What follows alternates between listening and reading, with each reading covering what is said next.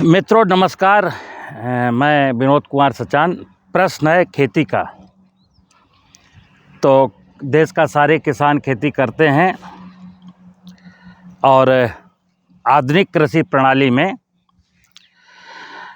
हम खेती ना करके कुछ और करते हैं। रियलिटी क्या है, खेती की रियलिटी बता रहा हूँ आज। इस विषय को ज़रा समझें, क्योंकि आज की तारीख में हमारे देश में प्राकृतिक खेती के बारे में बहुत चर्चाएं हो रही हैं और सब आधी अधूरी जानकारी दे करके किसानों को फंसाया जा रहा है और किसान भटक रहा है, दर दर की ठोकर खा रहा है। ना उसको चैन रासायनिक खेती में मिला, क्योंकि रासायनिक खेती जब करता है तो देखता है लागत बहुत बढ़ गई है, इतनी सब्सिडी होने के बावजूद। और जब वो प्राकृतिक खेती में आता है तो उसको पता चलता है कि प्राकृतिक खेती करने से लाख जीवामृत डाल लें लेकिन उत्पादन गिरता है।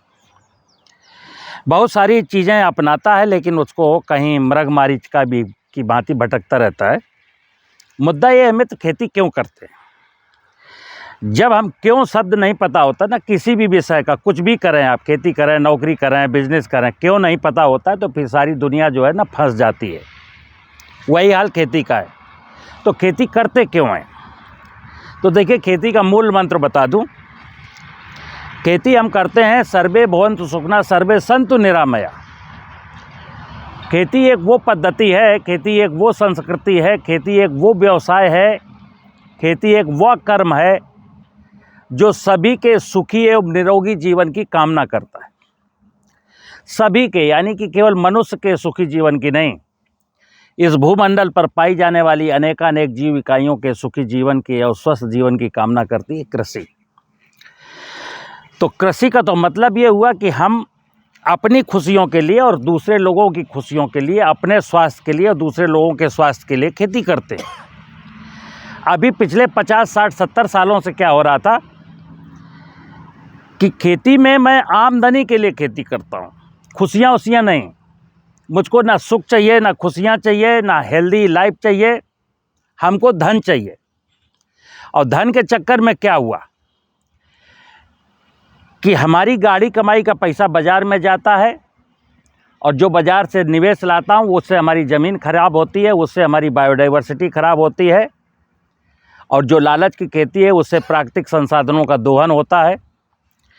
तो आज की तारीख में विषय आया कि भाई रासायनिक खेती से जब हम ऊब चुके तो ये हुआ कि प्राकृतिक खेती की ओर चला जाए। अब प्राकृतिक खेती ना हो पाए, बहुत सारे बुद्धिजीवी जो प्राकृतिक खेती की वकालत करते हैं उनका हिडन एजेंडा ये कि प्राकृतिक खेती किसान कर ना पाए, निराश हो जाए और वापस फिर वही करने लगे जो करता था। ये हो रहा है। जैसे अभी प्राकृतिक खेती की बात जब बताई जाती है, प्राकृतिक खेती क्यों, तो बोले प्राकृतिक खेती जब आप करेंगे तो प्राकृतिक खेती की उपज जो है ना वो अधिक मूल्य पर बिकेगी। अब आग लगाने वालों ने आग लगा दी। अब एक किसान ने प्राकृतिक खेती शुरू की, केमिकल नहीं डाला, उपज उसकी घट गई, प्राकृतिक खेती की पूरी समझ उसको थी नहीं। अब वो बाज़ार में घूम रहा है कि साहब मेरा तो ये गेहूं या मेरा मटर या मेरा चना ये प्राकृतिक उपज का है, इसको बोला गया है, आप ही लोगों ने बोला था कि इसका महंगा बिकता है। तो उसको फिर उत्तर मिलता है कि ऐसे नहीं मिलता महंगा, ऐसे महंगा नहीं बिकता है, इसके लिए आप रजिस्ट्रेशन कराना पड़ता है। फिर वो रजिस्ट्रेशन की प्रक्रिया से गुजरता है।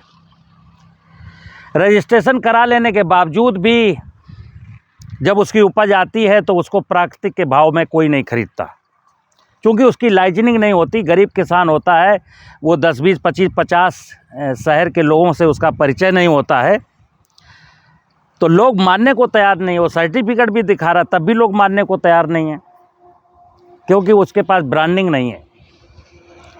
हालात ये। तो मेरा पहला क्वेश्चन था कि खेती क्यों करते हैं, तो मैंने बोला खेती अपने लिए नहीं करते, खेती सब के लिए करते हैं। दूसरा प्रश्न है खेती कहाँ करते हैं, तो जाहिर सी बात है खेती खेत में करते हैं, खेती खेत में करते हैं। अब जब हमने कहा खेती खेत में करते हैं तो खेत कैसा होना चाहिए, तो खेत के बारे में आज देश में कोई नहीं बताता खेत कैसा होना चाहिए। बस ये बताते प्राकृतिक खेती करनी चाहिए और ऐसे करने चाहिए, ये उसकी विधियाँ हैं, ये उसके निवेश हैं। जैविक खाद डालनी चाहिए, बायो फर्टिलाइज़र डालने चाहिए, जीवामृत डालना चाहिए और खेती करनी चाहिए। खेत कैसे मजबूत होगा? जिस माँ में मैं बीज बोता हूँ उस माँ का स्वास्थ्य कैसा होना चाहिए, इस पर कोई चर्चा नहीं करता, और करता भी है तो बड़े दबे मन से करता है। तो मित्र, खेती खेत में करेंगे। और खेत का क्या मतलब होता है? खेत का मतलब होता है कि खेत की फर्टिलिटी कितनी है। तो खेती करते समय हमें खेत की फर्टिलिटी का ध्यान रखना है। दूसरा, खेती किसके लिए करते हैं?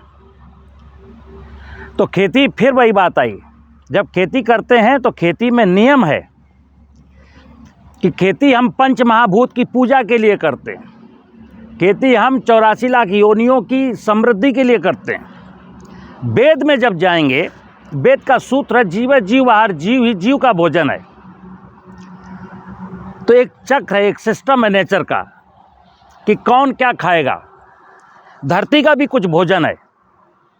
धरती क्या खाती है, हमारे कीट पतंगे क्या खाते हैं, हमारी चिड़ियाँ क्या खाती हैं, मेरे पशु क्या खाते हैं।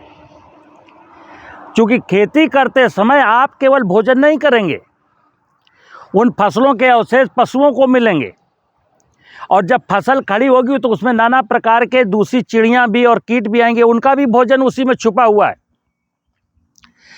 जब देखिए आप, जब किसान खेती नहीं करता, मान लो मनुष्य खेती ना करे, जंगल है, एक जंगल है, जंगल में भी तो खेती हो रही है। खेती कौन करता है? खेती हम नहीं करते, खेती ये नेचर करती है। हम तो थोड़ा सा मैनेजमेंट करते हैं। जैसे हैब्जार्ड वे में जब खेती प्रकृति करेगी तो नाना प्रकार की फसलें, नाना प्रकार की वनस्पतियाँ ग्रो करेगी। लेकिन मुझे केवल मटर चाहिए, मुझे केवल चना चाहिए, तो मैं चना बोऊंगा। अब ये चना मैंने बो लिया, लेकिन चना किसके लिए है? चना सिर्फ मेरे लिए नहीं है। चना का दाना मैं खाऊंगा, चने के दाना कुछ इल्ली खाएगी, चने का अवशेष जो है ये ज़मीन खाएगी, चने का भूसा जो है बकरी खाएगी, गाय खाएगी। यानी सबका, इस खेती की जाने वाली खेती से सबका पेट भरेगा। मनुष्य क्या सोच रहा है अभी कि ये गेहूं केवल मेरा है, ये मटर केवल मेरी है, ये चना केवल मेरा है। तो जो मेरा मेरा है ना, बस वही प्रॉब्लम है। तो वेद क्या कहता है? ज्ञान।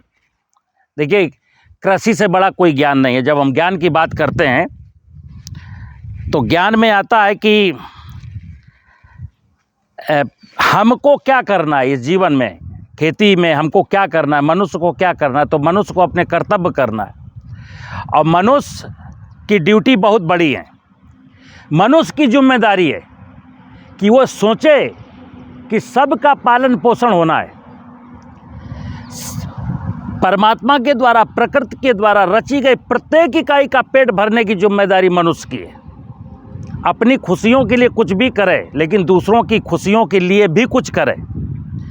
ये मटर खड़ी है, अब मटर के नीचे मैंने एक वीडियो एक दिन बनाई थी। मटर के नीचे बहुत सारे वीड्स हैं, बहुत सारे वीड्स हैं। मैंने वीड्स नहीं मारे, ये वीड्स इस मटर को प्रोटेक्शन दे रहे हैं, मटर को कुछ दे रहे हैं, ज़मीन को कुछ देंगे। अभी क्या है, हमने वीडीसाइड डाल के वीड्स मार दिए, मटर की हार्वेस्टिंग की और अपने घर ले गए। मटर का भूसा चूँकि पशु नहीं थे तो बेच दिया, जला दिया, और ज़मीन को तो कुछ नहीं मिला। तो जब हम किसी को कुछ देते नहीं हैं तो देने वाला कौन है? ये पंच महाभूत और बायोडाइवर्सिटी में नाना प्रकार के जीव जंतु हमको बहुत कुछ देते हैं, लेकिन मैं किसी को कुछ देना नहीं चाहता हूँ। और जब मैं किसी को कुछ देना नहीं चाहता हूँ तो इस दुनिया में गिव एंड टेक का सिस्टम है। अगर हम व्यवहार किसी का करेंगे नहीं तो कोई हमको व्यवहार लौटाएगा नहीं। तो हमको व्यवहार करना है सबके साथ, उचित व्यवहार। यही, इसी का नाम है ज्ञान। और वेदों में स्पष्ट तौर से कहा गया है मनुष्य को क्या करना है। तो मनुष्य को दो काम करना है, प्राकृतिक संसाधनों का संरक्षण करना है। ये वेद का सूत्र बता रहा हूं। मनुष्य को एक प्रश्न है कि मनुष्य इस धरती पर क्या करे। तो मनुष्य इस धरती पर वो कर्म करे जिस कर्म के लिए वो यहाँ पैदा हुआ है। और कर्म उसके क्या है? जिन प्राकृतिक संसाधनों ने उसके शरीर की रचना की, जैसे पंच महाभूत छित जल पावक गगन समीरा, पंच तत्व मिल बना शरीरा। तो हम पंच महाभूत से हमारे शरीर का निर्माण हुआ है। तो हम पंच महाभूत के बारे में क्या करते हैं? तो पंच महाभूत में क्या चीज़ें हैं? देखिए, धरती है, पानी है, जंगल है, हवा है, आकाश है, अग्नि है। तो मैंने बोला कि सूरज के लिए आप कुछ कर नहीं सकते, सूरज का केवल शुक्रिया अदा कर सकते हैं, सूरज का केवल हाथ जोड़ सकते हैं, हे सूर्य देवता तुम्हारी जय जयकार। आकाश के बारे में, ये आकाश अनंत है, आकाश का मैं कुछ दे नहीं सकता, कुछ बिगाड़ नहीं सकता, लेकिन हाँ, हम धरती का बिगाड़ सकते हैं, हम जंगल काट सकते हैं, हम पानी को बर्बाद कर सकते हैं। तो पंच महाभूत में जो 3 चीज़ें हैं, ज़मीन, जंगल और जल, इनके संरक्षण का काम करना है मनुष्य को। दूसरा, ये धरती पर जितनी जीव जगत की माया है, जितनी भी वनस्पतियाँ, जितने भी पक्षी हैं, जितने भी जलचर हैं, जितने भी थलचर हैं, सबके संवर्धन का काम करना है। खेती सबके संवर्धन और सबके संरक्षण का काम है। खेती कभी लखपति करोड़पति बनने का नहीं है। ये प्रकृति, ये परमात्मा चाहता है कि आप ऐसे कर्म करें कि दुनिया में सारे लोग सुखी रहें। और जब मैं किसी के सुख के लिए, किसी की खुशियों के लिए जब मनुष्य काम करता है, तो फिर वो प्रकृति की नाना प्रकार की इकाइयाँ भी आपके लिए काम करती हैं। अभी जाने अनजाने मेरे दिमाग में पता नहीं ये कचरा किसने भर दिया कि ये रोग लगा है, ये कीड़ा लगा है, इसको ऐसे मारो, इसको ऐसे मारो। अच्छा मारो, आप मार पाए हो क्या? मित्र, मैं बता दूं, इंसान की हैसियत नहीं है और ना इंसान को ये करना चाहिए। इंसान की हैसियत मच्छर मारने की नहीं है यार। देश का हर व्यक्ति रात को ऑल आउट जला के सोता है। मच्छर मार पाए क्या आप? नहीं मार पाए। हर किसान अपने खेत में जो है इल्ली मारने के लिए दवा डालते, इल्ली मार पाए क्या? इल्ली नहीं मरी, तितली और मधुमक्खी मर गई। हम कहते खेत में मेरे दीमक लगी, दीमक को मारो। दीमक मार पाए क्या? दीमक नहीं मरी, केंचुआ मर गया, चिड़िया मर गई, मेंढक मर गया, नाना प्रकार के ऐसे जीव जंतु मर गए जिनकी वजह से हमारी खेती बिगड़ती जा रही। अब प्रश्न आता प्राकृतिक खेती का।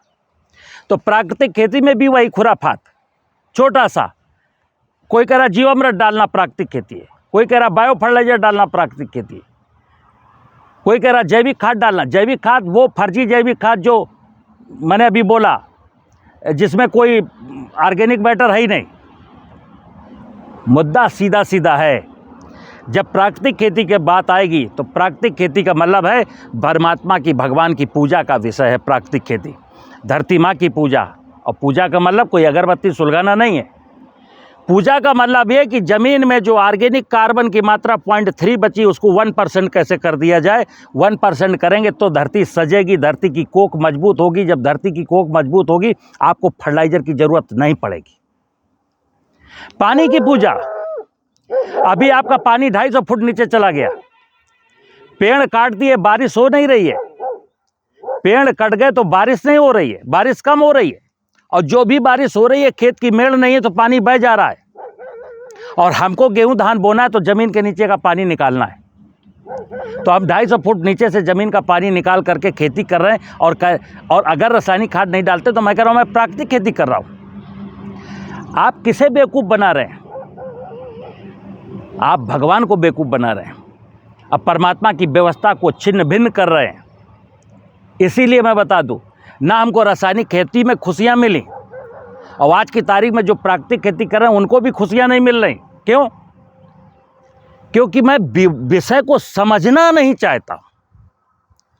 यहाँ विषय सरल है। प्राकृतिक खेती का मतलब है प्रकृति के वैभव को निखार देना। और प्रकृति के वैभव की जब बात आती है तो बीज आप ज़मीन में बोते हो, ज़मीन में फर्टिलिटी है, आपको फर्टिलाइजर की ज़रूरत नहीं है। फिर खेत में अगर जंगल है, खेत के चारों तरफ अगर जंगल हैं, यानी पेड़ पौधे हैं, नाना प्रकार के पेड़ पौधे, तो आप समझ लीजिए आपके खेत में इंसेक्ट नहीं लगेगा, इंसेक्टिसाइड डालने की ज़रूरत नहीं है। और खेत में अगर ह्यूमस है प्रचुर मात्रा में, तो प्रेसिपिटेशन, एटमॉस्फेयर में कभी भी नमी का जो लेवल है, नमी की जो वायुमंडलीय जो आर्द्रता है, वो मिनिमम से मिनिमम 15, 16, 17% रहती है। गर्मियों में शुष्क अवस्था में भी 15 से 16% नमी रहती है एटमॉस्फेयर में। और अगर हमारी ज़मीन में कार्बन है, कार्बन कंटेंट है, तो प्रेसिपिटेशन, वायुमंडलीय नमी का प्रेसिपिटेशन हमारी ज़मीन में होता रहता है। तो मित्र, प्राकृतिक खेती कोई गुड्डी गुड़िया का खेल नहीं है। प्राकृतिक खेती कोई जादू नहीं है। प्राकृतिक खेती में हमें एक बार तहे दिल से प्रकृति के वैभव को सजाने की बात करनी है कि थोड़ा सा लॉस हो जाए, ठीक है, हम 2 साल लगेंगे, 3 साल लगेंगे, 4 साल लगेंगे। चूँकि रासायनिक खेती तो हम 70 सालों से करते आए और किसान आत्महत्या की स्थिति में पहुंच गया। देश के हजारों किसान प्रति वर्ष आत्महत्या करते। तो मैं अपने दर्शकों से, जो मुझे फॉलो करते हैं, मैं एक ही अनुरोध करता हूं, मित्र जाग जाइए। क्योंकि मैं बता दूं, अगर आज नहीं जागे तो कल मेरी पीढ़ियां, आने वाली संतानें अगर जागना भी चाहेंगी तो जाग नहीं पाएंगी। क्यों? हम इतना इस नेचर को बर्बाद कर चुके होंगे। तो प्राकृतिक खेती का सीधा सीधा सूत्र है कि धरती में ह्यूमस बढ़ाइए, धरती में पानी जो बरसे, वायुमंडल से जो बरसात में पानी बरसे उसको धरती में रोकिए, अपने खेत की मेड़ बनाइए, खेत की मेड़ों पर पेड़ लगाइए। हाँ, जीवामृत की कहानी केवल इतनी सी है कि अगर आपने पेस्टिसाइड डाल करके ज़मीन के माइक्रो ऑर्गेनिज्म को मार दिया है, तो उन सूक्ष्म जीवाणुओं को जंगल से ला के जीवामृत बना करके मैंने डाल दिया, तो जो सूक्ष्म जीव नष्ट हो गए थे उनकी पुनर्स्थापना मैंने कर दी। प्राकृतिक खेती का एक स्तंभ है, एक स्तंभ। ये समग्र प्राकृतिक खेती नहीं है। मैं बार बार कहता हूँ, प्राकृतिक खेती का मतलब है हमारी समझ पैदा हो जाए, मैं ज्ञानी बन जाऊँ। मुझे पता है कि इस पंच महाभूत ने मेरी रचना की है और पंच महाभूत के साथ बायोडाइवर्सिटी की अनेक इकाइयाँ मुझको पालने में, मेरी ज़रूरतों को पूरा करने में हेल्प करती हैं। कभी आप विचार करना, पर परागित फसलों में अगर परागण की क्रिया तितलियां मधुमक्खियां ना करें तो फसल की उत्पादन कैसे मिलेगा?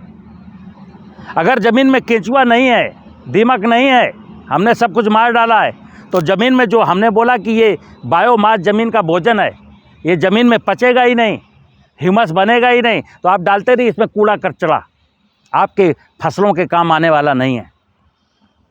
प्राकृतिक खेती एक सिस्टम है, जीवन जीने की शैली है। प्राकृतिक खेती में, खेती तो एक ऐसा विषय है कि अगर खेती किसी इंसान को समझ में आ गई तो ज्ञानी है। और खेती का मतलब होता है 2.5 अक्षर प्रेम का पढ़े सो पंडित होए। मुझे सभी से प्रेम करना है। हमें को मनुष्य से मोहब्बत नहीं है। मनुष्य को धरती से मोहब्बत है, मनुष्य को पानी से मोहब्बत है, मनुष्य को जंगल से मोहब्बत है, मनुष्य को पक्षियों से मोहब्बत है, मनुष्य को जलाशय में पाए जाने वाले जलचरों से मोहब्बत है, मनुष्य को धरती पर विचरण करने वाले अनेक प्राणियों से मोहब्बत है। जब हम परमात्मा की व्यवस्था से मोहब्बत करते हैं तो फिर परमात्मा की नज़रें आप पर इनायत बनी रहती हैं, यानी परमात्मा की अनुकंपाएं हमको मिलती हैं। और अगर मैंने परमात्मा की व्यवस्था को बिगाड़ने का कोई भी काम करता हूं तो फिर ध्यान रखिएगा, परमात्मा का आशीर्वाद हमको नहीं मिलेगा। नमस्कार।